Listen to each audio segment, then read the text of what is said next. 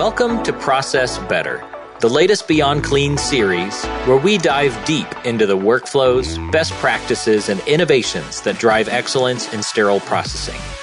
From point-of-use cleaning to set assembly, inventory intelligence, and beyond, we're tackling the biggest challenges in surgical services with real, actionable solutions. Each episode, we'll break down the details, challenge the status quo, and help you refine your process for better outcomes. Process Better is proudly sponsored by Medline. More than a medical supplier, we make healthcare run better. And now, sit back and stay tuned as we explore what it takes to improve, innovate, and process better. Every instrument, every time.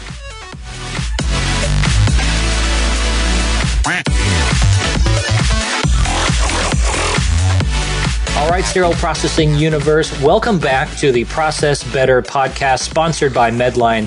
I'm your host, Bobby Parker, and joining me for a third time in this podcast series is going to be Tory Teakell, the Clinical Solutions Manager at Medline, talking to us this week about auditing. We got into this a little bit in a previous episode as we were talking about instrument assembly, but we're going to take the deep dive this week as how can we elevate that inspection and assembly process in our department, particularly through being proactive in our auditing of surgical instrument trays. Definitely a lot to talk about in this episode. We'll talk fast and try to squeeze it all in. We'll be right back after this short break.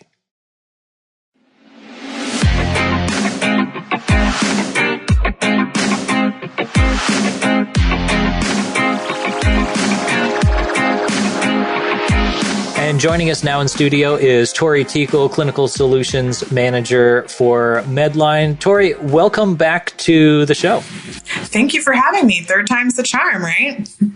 That's right. That's right. We're going to have to keep this rolling. I feel like there's going to be a hole in my heart next Monday. So, yeah, I've appreciated your conversation so far. Tory, we were eager to get you back this week to talk about tray assembly and audits. We teased it a little bit in episode 2 when we were talking about inspecting instruments in the assembly area. We even kind of teased it as we talked about the cultural implications around working together with your OR in both episodes 1 and 2. And certainly we're going to go there in terms of culture with auditing trays because that can be, it can be a little bit of a ticking time bomb in your department. But yeah, excited to talk to you about auditing today. Let's begin the conversation in that assembly area. And I say assembly area, there's probably a million different things, prep and pack assembly. What's your favorite name for this area, just so I know what to call it for the for the rest of the interview? Assembly, that's what I was used to. Okay, assembly and inspection. I've heard clean room, put together room, pack room, prep and pack, assembly and inspection, all the gambit. But we'll stick with assembly for today. So in that assembly area where inspection's taking place, that's really where the rubber meets the road in SPD. These are the people who are the last to put their bare hands and their eyes on these instruments before they're opened and used in surgery. So talk us through what's happening in this area and what's so critically important about the instrument inspection and assembly process. So you took the words right out of my mouth. This is the last. No, I'm sorry. The last line of defense before the instruments get used. So it's super important that we're assembling our instruments correctly and that we are inspecting our instruments while we're putting our trays together. So what really should happen? Assembly, you're cross-referencing your count sheet, you're making sure you're inspecting the instrument, making sure it works, making sure your ratchets come together, checking your hinges and all of the things, checking for any cracks, any bends, making sure your teeth come together, your tips of your instruments come together, and that the teeth are straight, if you will. Functionality checks, is it going to perform the way it needs to perform? And then after everything is complete, you're going to put your packaging together, whether it's a rigid container, blue wrap, peel pack, you're going to put those into their correct packaging. All right. So we've got both kind of the instrument inspection, also kind of the instrument handling, assembly, also the instrument packaging that's happening at this stage. But that is easier said than done. Am I right? I mean, you've lived this world. You've managed sterile processing departments. You've probably hired and trained brand new technicians who had never had to spell OR before. And now they're going to have to be experts on surgical instruments, how they work, which teeth need to line up. It is a daunting challenge. And not only that, like so many other things that make instrument assembly so hard. So what do you think are some of those most common challenges that your technicians faced in trying to get instruments put together and assembled? I think one, not knowing the instrument particularly. I mean, you can say needle holder, hemostat, Kelly all day long. A scrub tech's going to know, right? But maybe not your new SPD tech that just started yesterday is going to know the difference.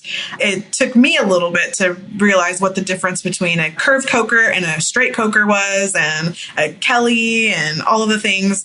They're just bigger versions of this hemostat. Why do we need all these special names for them? Instrument complexity. Some instruments are hard to put together. I mean, I can just think of vendor trays. Do we know what goes in what? There's no pictures on these vendor trays, so I don't know if I'm putting the screwdriver in the right spot. Lack of standardization. Something's missing here. Something's not here. Neuro tray 1 can have this in it, but Neuro tray 2 can't. So making our SPD professionals' jobs a lot harder that way. Incomplete sets, damaged instruments, things are missing. We don't have a backup necessarily, and I can't get that tomorrow. And then inadequate lighting or workspace. There's not enough room to inspect this whole tray. I have this instrument tray that has 100 and something instruments in it, and there's not enough room for me to lay everything out and look at everything. And then time pressures. How am I going to look at this 140 instrument tray in the time I need to be productive? So some trays take more time than others. So really looking at every one of those instruments and making sure you're providing quality instrumentation is very hard. Well, I'm just nodding my head and grinning over here. There is your there's your pitch for sterile processing technician. if you're listening to this episode and wondering what it's like, that is it. I'm just smiling and nodding at all of those challenges that we face on a daily basis, as I'm sure all of our SPD techs are. I'm curious. One of the first ones you mentioned was just instrument names, like trying to sort out the difference between a mosquito and a Kelly and a Cryal, and they are different. But like, why do we need so many differences? But it gets even more insidious than that. We call this same thing different names as well. You said cokers, and it took me a while to figure out what in the world an Ochsner was when I went to a new facility. So what is your favorite alternate name for a surgical instrument? What's the favorite one that you've come across? Okay, so it's a name that our surgeon would call it, and it would be a kniffy. Hand me the kniffy. Okay. The kniffy. Yeah. And just working with him constantly, you knew it was the knife. You're going to hand him the knife, right? Yeah. But that's what he would say, kniffy. Sounds like the type of guy who's got really good dad jokes all the time. Yeah. So. Yeah. So that was a good one. And there's mosquito, hemostat, stat, different names you come across. And then it depends on the region you're in. I mean, it's not an instrument, or it is an instrument that we have disposable and reusable, right? But Yankauer. Mm-hmm. The name Yankauer. That's how I say it. Other people say Yonker. I'm like, what's a Yonker? The Yonker, yeah. yeah. What is a Yonker? I have no idea. Or calling it a tonsil suction or something entirely different. So yeah, that's wild. I would say mine probably was being asked for a sweetheart whenever I was a brand new sterile processing technician, had no idea what kind of retractor that was, or even that it was a retractor. Thankfully, everybody else in the department knew, so when I got off the phone, I could answer that one. Or maybe it was a particular rongeur, and I don't know if this is a regional thing or if it was universal, a particular spinal rongeur that they called a Ricky Bobby. And I can, in some sense, I can understand why these names stick, because gosh, this was probably 8-10 years ago, Tory, and I can't remember what the technical name of that rongeur was, but I sure can remember that they called that a Ricky Bobby. Yeah. So I don't know. I can kind of commiserate with the surgeons of trying to keep up with the names, but yeah, that's really a challenge. And when we think about the tasks that we put our sterile processing techs up to and being experts in all of these instruments, knowing the names of all of these instruments, sometimes without a tracking system to where we have pictures of them, and you've got Ricky Bobby on the count sheet, and they're like, what am I supposed to do? What am I supposed to do with this? Yeah. That can be a real challenge. And, yes. And maybe unlike what the average surgical tech would experience in their line, in their specialty, having to become very familiar with those instruments, those names, making sure that they don't upset their surgeon who wants them to know and quickly retrieve those instruments. Our sterile processing techs, whenever they get that stat phone call from the OR for a particular instrument from any one of the service lines of, thousands of instruments, they need to be able to identify what that instrument is. So definitely a big task. It's what makes our SBD folks superheroes, why we treasure them so much, and frankly, why we're continuing to try to elevate this profession across the industry and have it be more recognized as a true skill, trade, and profession. Because certainly we're doing more than entry-level work in trying to take care of our patients. Correct. You highlighted another thing that is kind of the classic, the perennial challenge in the instrument assembly stage. And it's the thing that I always tried as a manager to evaluate whenever I was interviewing people. And that's, how are they going to do at balancing moving quickly in the assembly area and doing so with good quality? It's like, if you have one of those techs who can move really efficiently and always has excellent quality in the assembly area, it hurts to put them somewhere else in the department to answer the phones or do decontamination, because they're so rare and so valuable in that assembly area. How, as leaders, how as technicians, do we balance those two things, that need to move quickly and that value in having the trays be right every instrument, every time?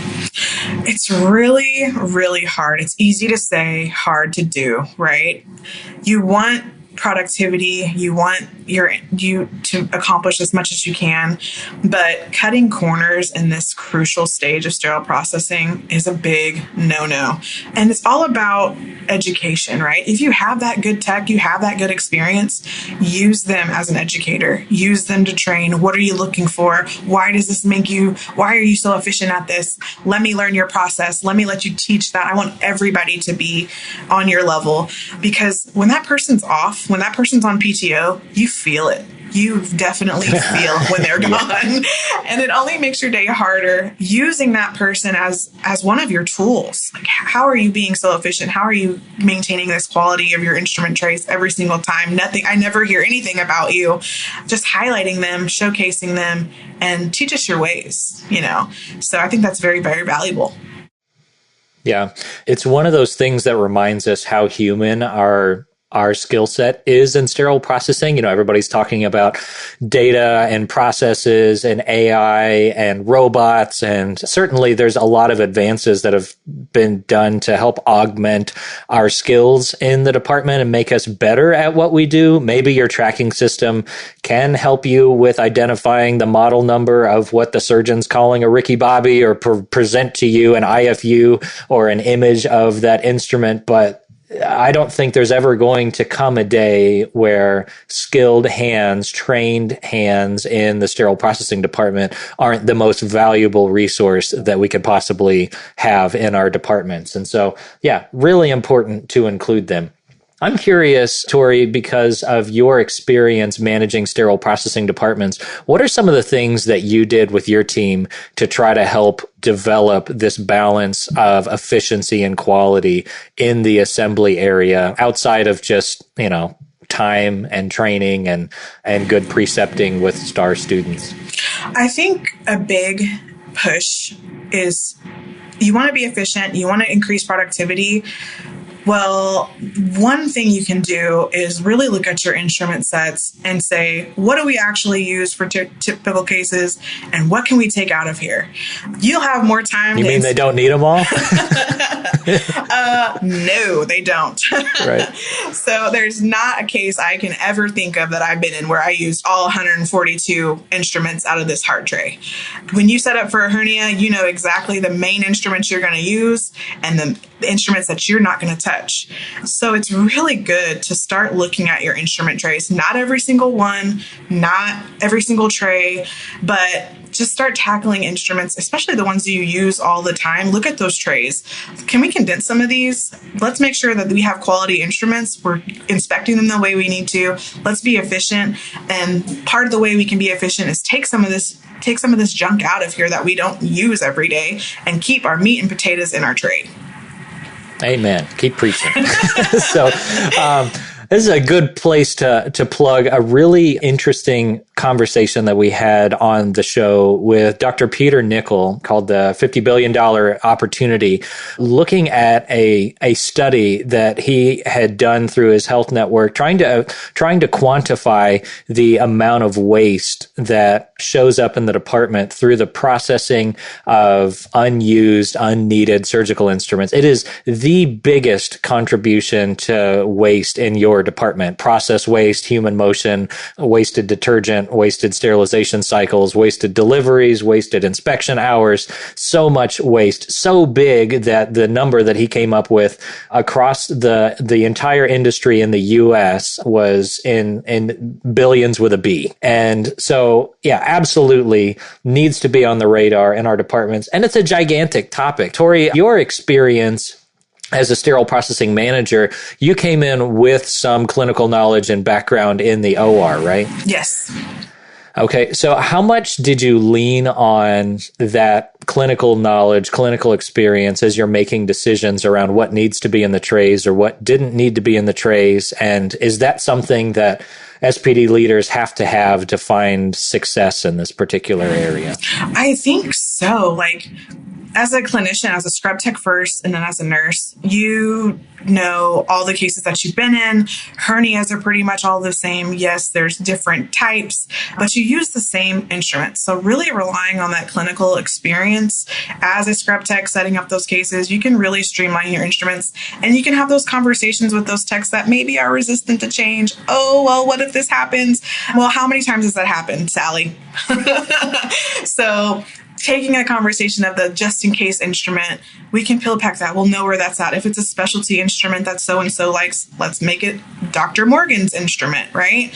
So really having those crucial conversations with the other clinician, that clinician to clinician conversation really gets you ahead of the game, because you can put things in perspective because you've been there. I've done your job. I know exactly what you're talking about. I can relate to you, but let's streamline this because this is costing more time in SPD at this point.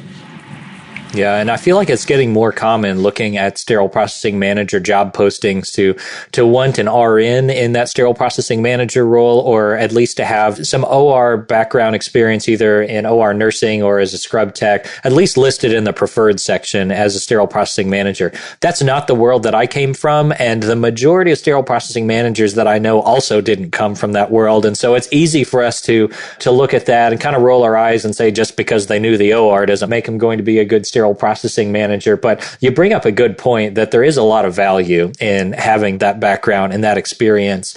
I'm curious, for those who didn't come from that background, they worked their way up from a sterile processing technician, but they want to start making a difference in their assembly area, make an impact by working on trying to optimize their trays. What clinical resources should they be leaning on, and how do they even get started? I say find your champion, find your OR champion, find the scrub tech that's done everything. Maybe even reach out to the evening shift, because the evening shift captures whatever's coming in the door. So they have wealths of knowledge of every type of case, right? Go up to the OR, go into the break room, have your conversations, break the ice, find your champion. I can't preach that enough, to who's going to help you do this change, because this is a big change. We're asking a lot to kind of reduce the redundancy in these instrument trays, and they're going to probably see, I would see it as like, you're going to take my just in cases out of here. Like, what am I going to do? What if I have an emergency? What if? But have that open make have the perspective of both sides, and then come together and come to an agreement like, hey, maybe we really should, that would help you out a lot. That would make me more time in the operating room. It'll decrease my setup time. It's not going to take me so long to set up my case or count my instruments, because I have less to count, and then I have what I need.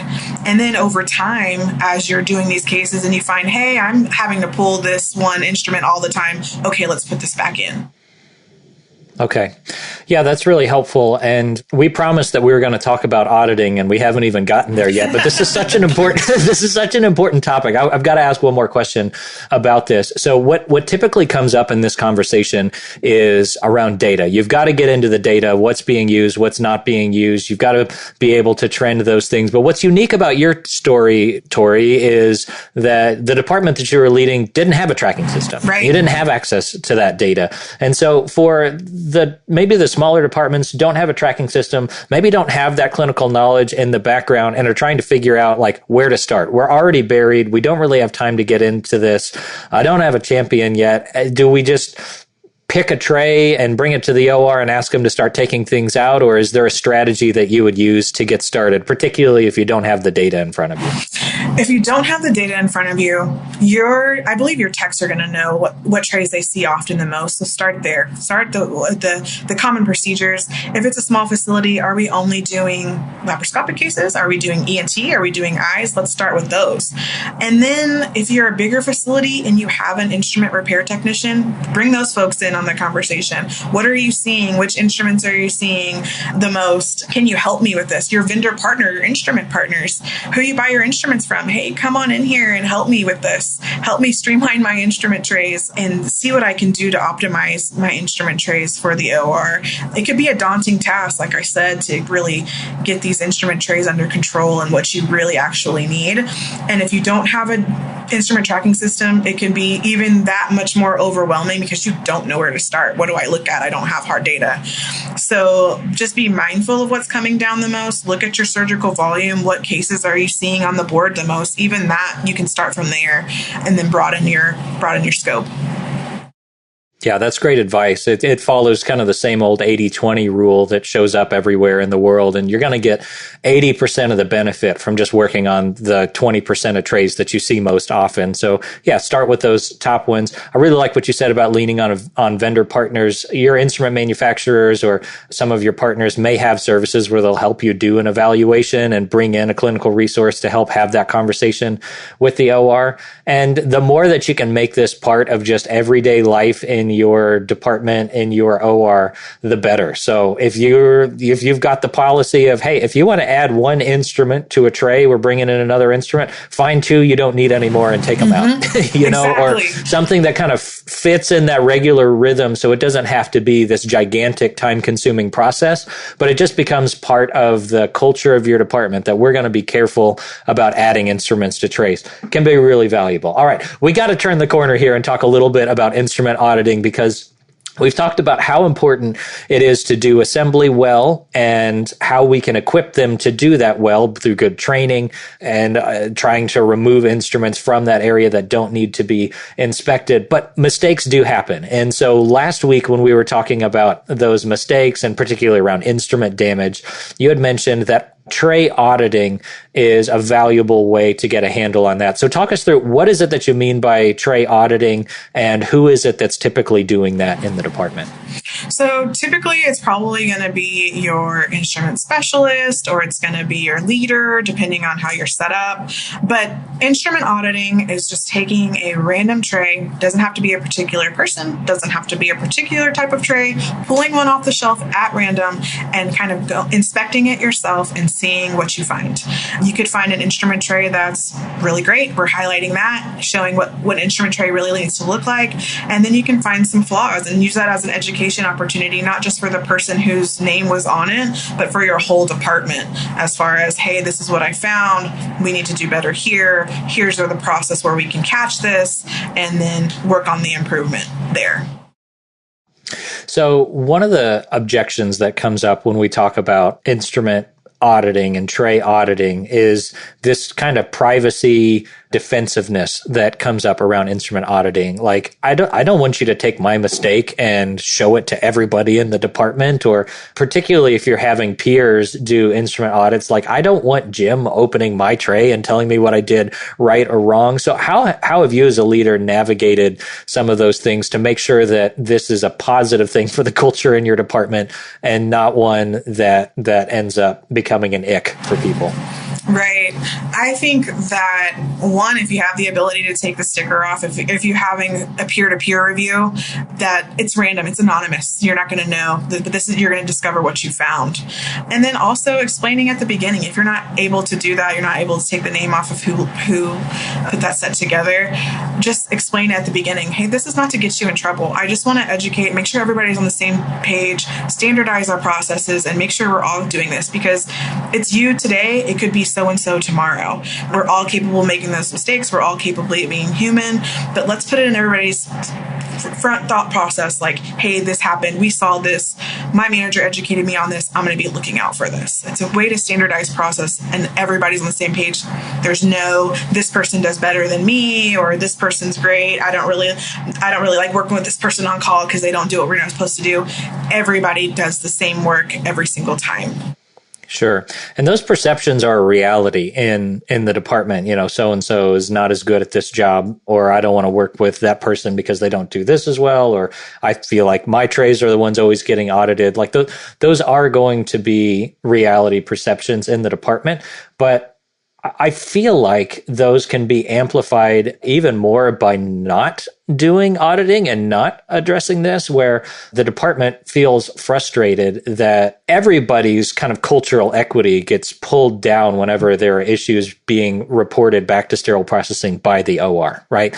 And we certainly don't want their becoming like a name that's gotten famous in the OR by don't open trays from that one employee, because you don't know what you're going to get.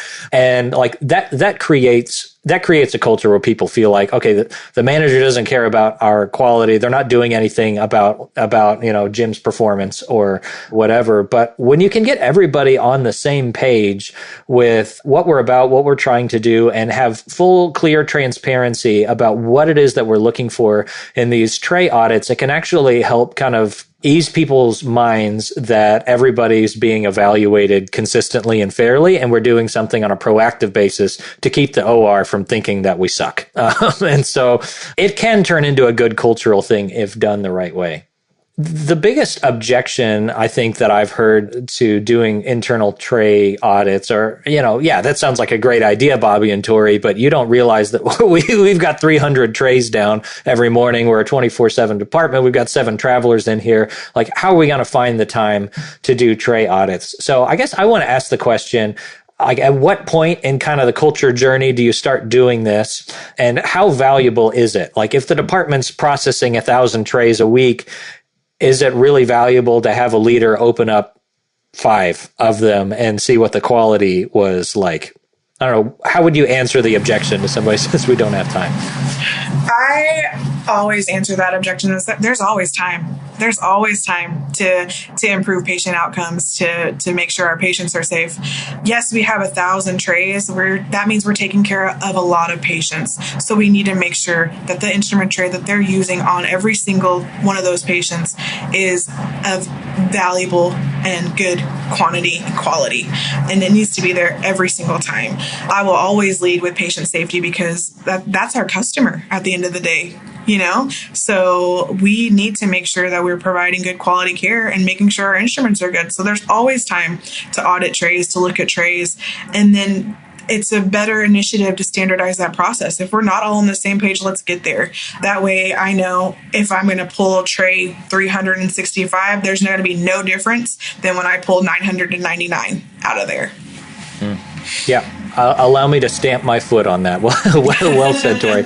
So to the department that's really struggling with labor hours, it very well may be the case that you don't have time, in the sense that if you spend even the time it takes to process one tray doing something else, like auditing another one, that a case is going to get delayed. And so if you're living in that world, then there's a lot of things unrelated to instrument auditing that have gone wrong up to this point that need addressing. So, like, we've got to get those departments some support so that they can get to the safe level to be able to resume those instrument audits. Again, it's a best practice. It's not a requirement. Joint Commission's not going to write you up for not opening a tray, but this is something that we can learn from other industries in manufacturing related to quality, that random sampling and that trending can do a lot of good for your department.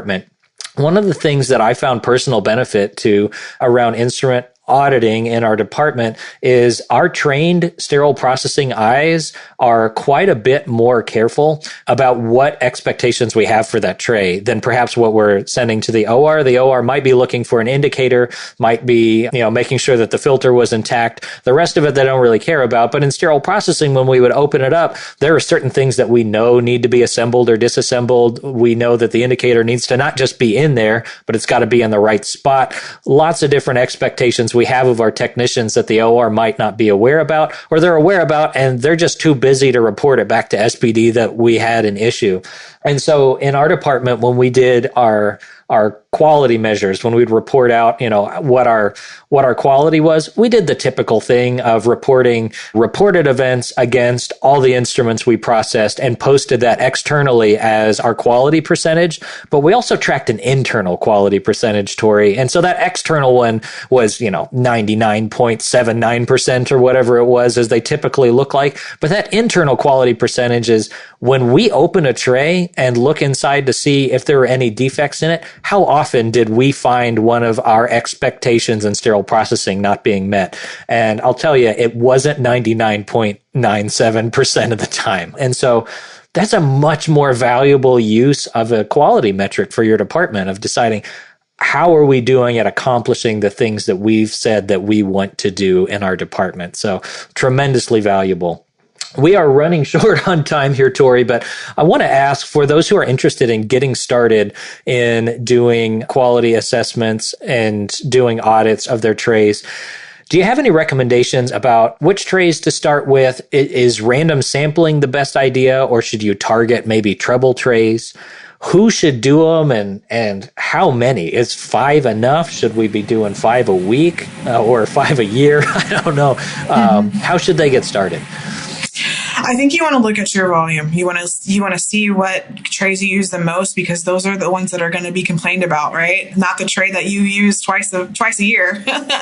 You can look at that tray once and it'll be good, right? But you want to look at the trays that are frequently coming in, your major trays, your minor trays. If you're an ortho hospital, your ortho spine trays, those basic key instrument trays that you're using as your base for your procedure. And then you don't have to audit, a million. If you only have 6 of the trays, audit 1 per month and just see what it looks like. If there's a way to document that you audited that tray on this date, if you can put that in your tracking system, hey, I audited this tray this date, then we know we're not going to audit that one for another couple of months. That's where I would start. I would start at your top sterilization trays and just branch out. You don't have, like I said, you don't have to tackle every single tray in your inventory. Start small, start slow. Then if there's trouble trays that you keep coming across that somebody's complaining about all the time, tackle those. Maybe look at a little bit more of those. That way in the rotation, whatever's getting pulled, every single tray is going to be standardized and it's going to meet expectations. Yeah, I think that's really great advice. And I'm tempted to close the conversation here because we are about out of time. So if your daily commute is over, you're just going to have to pause it and come back, because I feel like we can't close the conversation without asking this question. As a sterile processing leader, when you get defects back from internal quality audits, what are you doing with that data, Tory? Like, how can we benefit from this process besides just having a number of what our internal quality percentage was? Like, what should leaders do with defects that are found in internal quality audits? I think they should make them known to your department. Hey, this is what I found. I'm going to educate on this and show why this is a problem and how we can improve this process. I think I'll go back to it again and again, but knowing the why behind why we're doing it, taking the negative connotation on an audit. I mean, you hear IRS audit, it automatically throws up a flag in your brain, like, oh no, I'm in trouble. I'm being audited. But really preaching that this is opportunity for education. We want to be the best of the best. We want to be working with our ORs and making sure we're doing everything we can for our patients. So let's make it collaborative. Let's take it as an education opportunity, and let's improve our processes so we delivered great quality care every single time. Yeah, and then following through on that promise, right? Because everybody in sterile processing cares about patient safety. They're there because they want to take care of the patients in the OR, or at least that should be why they're in your department. And so if that's true, and if we say we're doing this process to help patients be safer, everybody should be on board. But sometimes what you run into is that's why we say we're doing the internal quality audits, but then the way that we carry out our response to errors can be highly punitive and not at all understanding. And all of a sudden, the actions have spoken louder than our words, and audit becomes that negative word again. So certainly there may be a case where, through working with somebody, it has to go down a corrective, punitive track. But to the degree that you're able, using this as a proactive, preventive tool, as an education opportunity, not just for that individual, but for the whole team to elevate your quality, that's something everybody can get behind. Tory, thanks so much for walking us through this and bringing some of your sterile processing experience to help us make sure the patients stay safe. It's been a great interview. I've got a dozen more questions about the specifics of a good auditing program, but those are going to have to wait. These last 3 episodes have been a lot of fun as we've had you on the show. For any of these topics, if somebody wanted to reach out to you directly and ask you some more questions or ask for your advice about setting up quality auditing, looking for instrument damage, or solving the point of use treatment issue, what would be the best way for them to get in touch with you? I am on LinkedIn under my name, Tory Teakell. So please reach out with any questions. If we can help in any way, if I can help in any way, just giving tips and advice. And I'd love to get some networking going, because I have questions myself. I learn new things every day. So please feel free to reach out. Absolutely. Well, I just want to say thanks again for your participation. We loved having you on the show, Tory, and hope to talk to you again sometime soon. Yeah, looking forward to it. I'm always glad to be on Beyond Clean podcasts.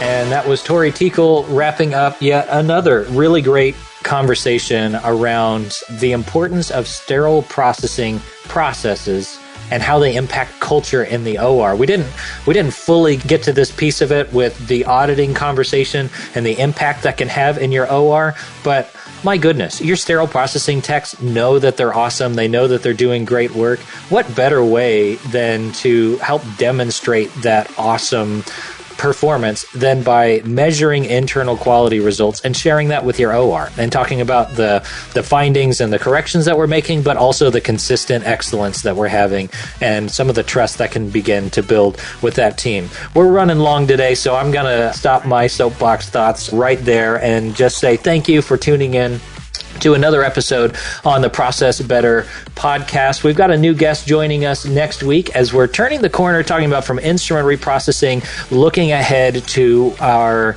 supplies in sterile processing. How do we keep good par levels? How do we do inventory well and managing supplies? Not a topic we've talked a lot about on Beyond Clean, so I'm looking forward to diving into that one. Until we talk to you next time, on behalf of the whole Beyond Clean team, keep fighting dirty. Thanks for listening to this week's episode of Process Better. As a reminder, you can help support us by subscribing to Beyond Clean on your favorite podcast app, or by downloading the Beyond Clean smartphone app on iPhone or Android. In the app, you can access bonus content for certain episodes and filter episodes by category. If you enjoyed this conversation, be sure to give us a 5-star rating and review. Your feedback matters and is important to us. We look forward to hearing from you.